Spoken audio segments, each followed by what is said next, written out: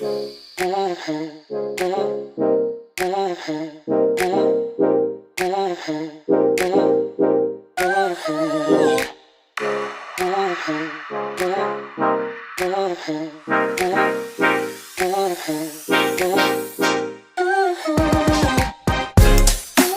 right, you guys, as we proceed to give you what you need, welcome to Raw Detroit. If this is your first time stopping by the channel, I'd like to thank you guys and welcome you guys to the channel as we continue to talk about prospects, as we continue to cover the Lions in the offseason and talk about ways that the Detroit Lions can get better. You always got to make an evaluation of each season. If you're a GM and if you're head coach, headed off into the 2022 season, we got to do some soul searching and we got to do some reconnaissance. So let's go ahead and do that. We're going to talk about Jared Goff. We're going to talk about the future of the Detroit Lions with the backup roles as quarterback and things of that nature. Now, when it comes to the Detroit Lions and when you have to do a self checkup and you got to check on the position of the quarterback position. Yes. Will Jared Goff be QB1 next year? Yes, we know that. You know, his money warrants him to be back on the team. But at the same time, if you're keeping it real and if you're keeping it raw and if you're keeping it 100, you got to know that the season started off a little rocky for Jared Goff. It wasn't all flowers and rose petals, and it wasn't always peachy.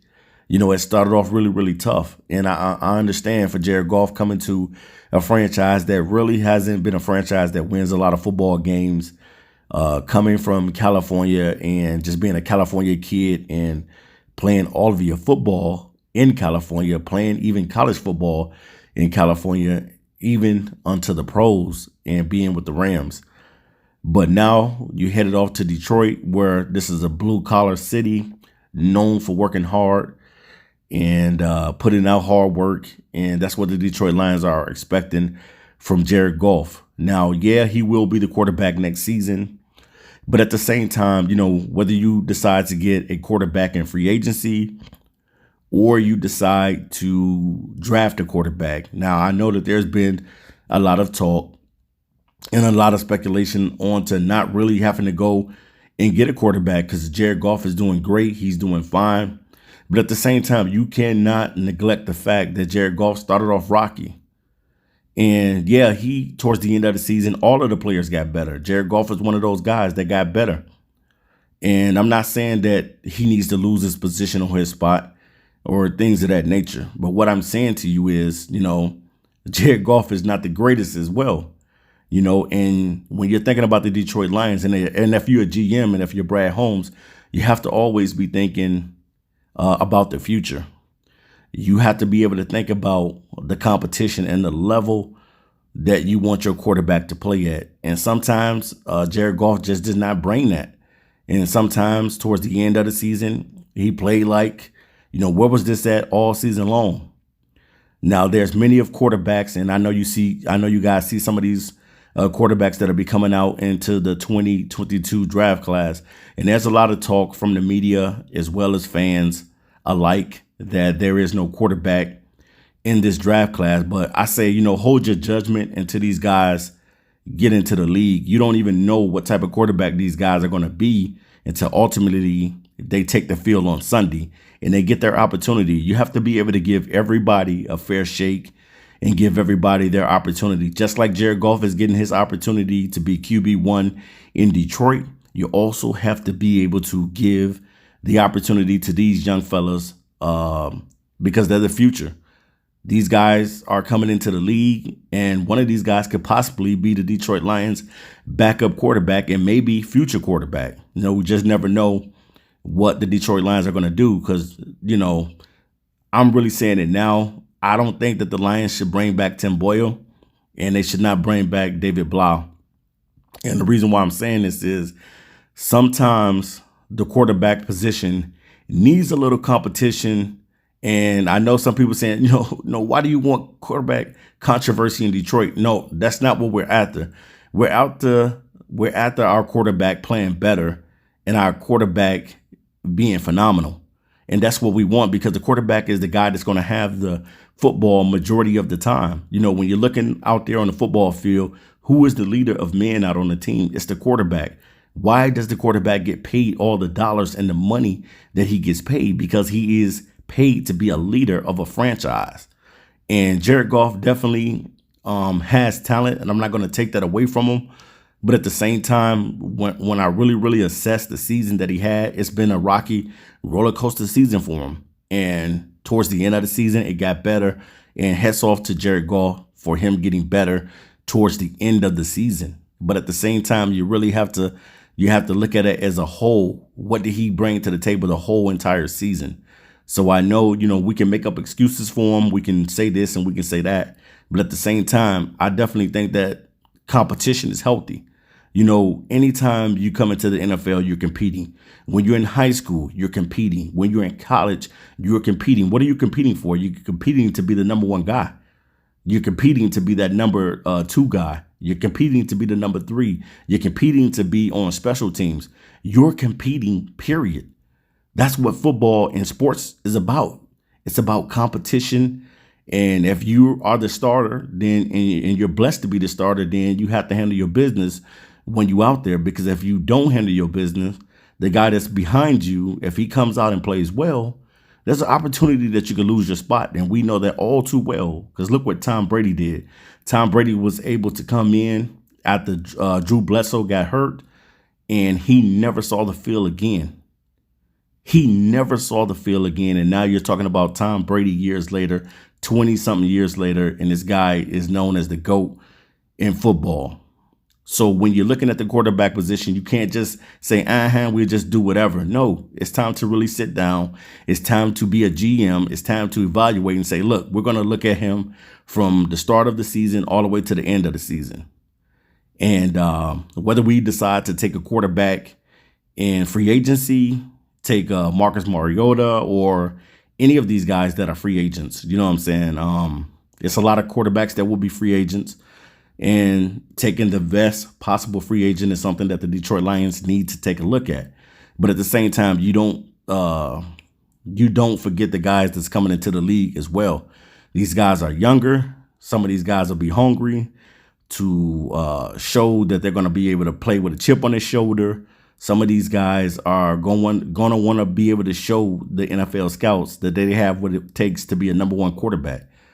And you got guys like Malik Willis, Desmond Ridder, Sam Howell, Matt Carroll, Kenny Pickett, Bailey Zappi, I should say. There's a lot of different quarterbacks coming into this draft class.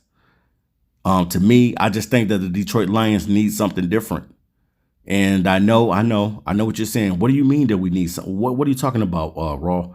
That we need something different. We got Jared Goff. We don't need nothing different. Jared Goff is the guy, and he's going to be the guy. But what I'm saying is you need a guy that brings a different skill set to the table. You need a guy that can extend plays with his legs as well as his arm. I think that the Detroit Lions, to me personally, if I had to choose, I'm taking a dual threat quarterback. And the reason why I'm taking that is because it gives me something different. The NFL is going into the direction of the mobile quarterback. And I know the pocket passer has been the quarterback for years. And I'm not saying that I would not take a pocket passer, guys. So don't get me misconstrued. Don't get it twisted. I'm not saying that. What I'm basically saying is that I think that the Detroit Lions need something special. Somebody that can be able to help out the run game. And not saying that this guy has to run 1,000,000 times, but just saying that he can extend plays throughout a game. A guy that can pick up a first down. A guy that can run down the field 20 yards or so. Or a guy that can do whatever with the football. As well as stand in the pocket and deliver the football. You're looking for that too as well. So Jared Goff, has had a great back end of the season, but that doesn't negate the fact that you don't draft a quarterback or you don't think about taking a quarterback in free agency or whatever, because the guys that's backing him up, I just don't think that these guys are talented enough to be able to win the Detroit Lions football games. And what it's all about is winning in the NFL. That's the only thing that it's about on Sundays is winning football games. And if the Detroit Lions can nail this thing and get it right, whether it be via free agency or drafting a quarterback in the draft, then let the process happen and let the dice fall or roll the way they're going to roll. Let the chips fall where they may fall. But at the same time, you can't escape the fact that you need a quarterback. It's very, very important, and you have to look at this position. And if you want to take a quarterback in the later rounds, it's your prerogative. You're the Detroit Lions. You got 10 picks. You can do whatever you want to do. And I'm not saying, guys, that the Lions have to take a quarterback in the first round. I'm not saying that at all. What I'm saying is, don't leave that off the table and say, look, we're just going to go and bypass the quarterback position. There's no quarterbacks to take in this draft. I disagree, man. And I'll disagree with anyone and debate anyone on it, because at the same time, you don't want to just say that it's no quarterbacks when these kids haven't even got the opportunity to even play in the NFL yet. And you're already saying that none of these guys are going to be good. You don't know until they get into the NFL, until they suit up on Sundays. That's when you can make your speculations. That's when you can have your talk and, all this, the guy is trash and this and that. Give the guy the opportunity and the benefit of the doubt. If you was a quarterback and you were entering into the NFL, would you want somebody to just call you trash when they never saw your body of work as far as like in the NFL? College is college and it is what it is. But at the same time, you wouldn't want nobody to disrespect you and call you trash. These players, they're humans and they have feelings just like anybody else. And they listen to the videos just like anybody else, or just like a regular person. People want to know what's being said about them. Like, man, how do people perceive me? Do they think that I'm good? Do they think that I'm bad? These guys these are regular guys, man. These are regular guys that have the opportunity of a lifetime and living out their childhood dreams, and that's being able to play in the NFL. So I don't want to just pass judgment on these guys and say that none of these guys is good. Everybody is trash. No, I'm going to withhold that until I see the opportunity to see them play on Sundays and to see them get a fair shake and a fair chance. Just the same way that you see Jared Goff is getting his opportunity, I think that we owe it to the class of 2022 to be able to see what these kids can do whenever they get into the NFL. Some of these guys will have the opportunity to play right away, and some of these guys won't have that opportunity. They'll be holding the clipboard and they'll be chilling until that time. It's time for them to get out there on the football field and when their number is called. So I just want to hold my judgment on these guys until I see them in the NFL and see them get their opportunity.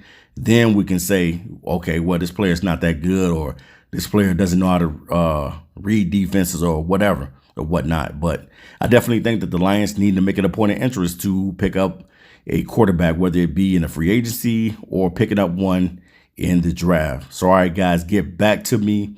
This is Raw Detroit. Leave it in the comments section whether you agree or disagree.